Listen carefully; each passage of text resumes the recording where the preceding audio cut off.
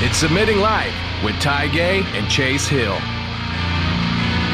We talking about internet stuff, Roy. I know when I met you when we went out to, when I was in LA, we were at Henry Aikens' school. We were at a seminar there, but I remember I had told you that you were like one of the very first people I ever saw like on YouTube doing Jiu-Jitsu. So Ty brought up that point about YouTube and Jiu-Jitsu, but I would just like to be interested in hearing, like, why were you one of the first people, and why do you think you were so successful with the first people putting stuff on YouTube?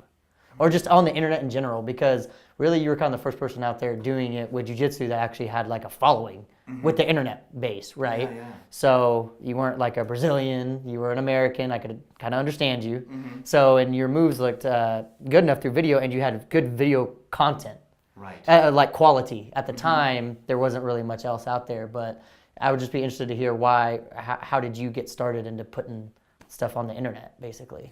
Whenever you did do that. So I was, I don't know, about 31 when I decided to quit my job.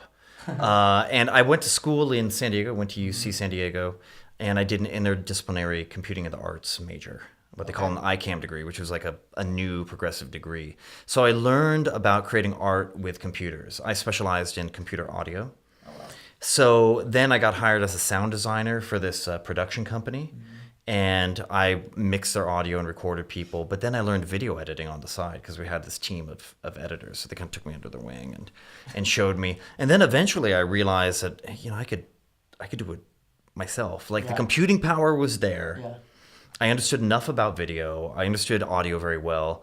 And I could do it. I understood what that level of professionalism was. And coming out of college, I wasn't quite there. But then working for this company, it really took me.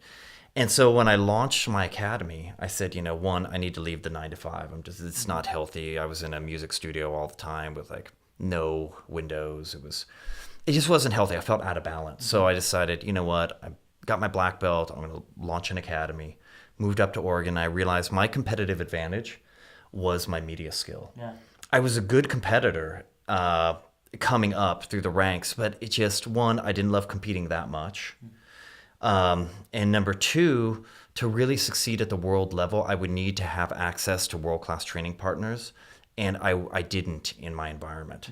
So those things just kind of ruled out competition, and I was a good speaker. I understood video, so okay, let's do this. And by distributing things for free and having a relatively smooth visual aesthetic, I think it really helped differentiate me.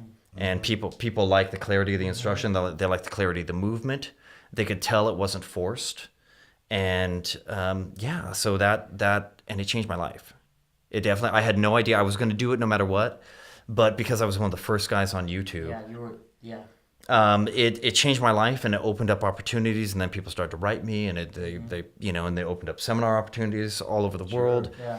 And it changed my life. And, and a lot of people have come since and have eclipsed me in popularity, and they're doing their own particular offerings, and I'm happy for it. It's good, but I'm still trying to convey my message of quality, lifestyle, and basically using this to improve your overall existence.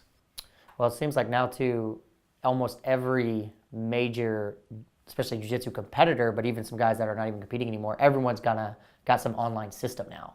Oh yeah. So are you happy to see that? Like, are you happy to see that all these people are, Henry said that he was happy to see that Hickson was releasing stuff, and he releases stuff, and he just thinks that the more information that's out there, the better. So I think so. I don't, because the more information, the more knowledge, but knowledge is not skill. Yeah. And a lot of people do not recognize that for a long time. They're like, no, I know. Have you ever thought of doing this? I mean, I've had a lot of students be like, oh, but you could do that. Yeah, I know that.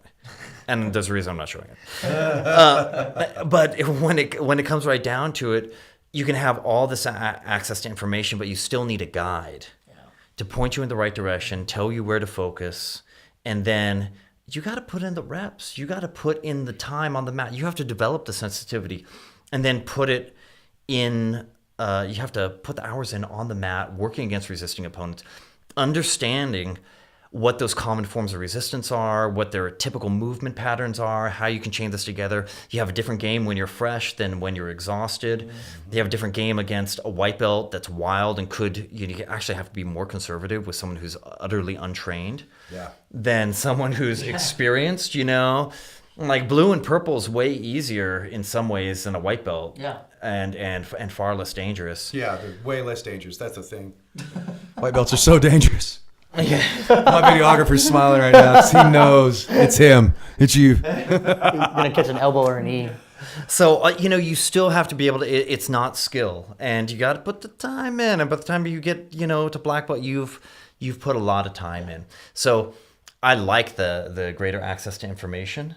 I like that, to have a really well-informed jiu-jitsu game, well-rounded, you need a lot of different inputs. Yeah. And your teacher, I believe in having, I believe in loyalty and flying essentially one flag, but I also believe in getting a lot of different perspectives to help round you out. And ultimately, it's not jiu-jitsu against jiu-jitsu. It's about jiu-jitsu versus nothing, really. Jiu-jitsu versus the world. It's not really about versus. It's about adding. It's about being complementary. And I think we're on our way. And I'm happy with the contribution that I've made.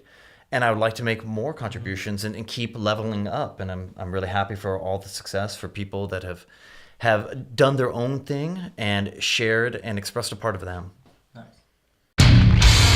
It's Submitting Live with Ty Gay and Chase Hill.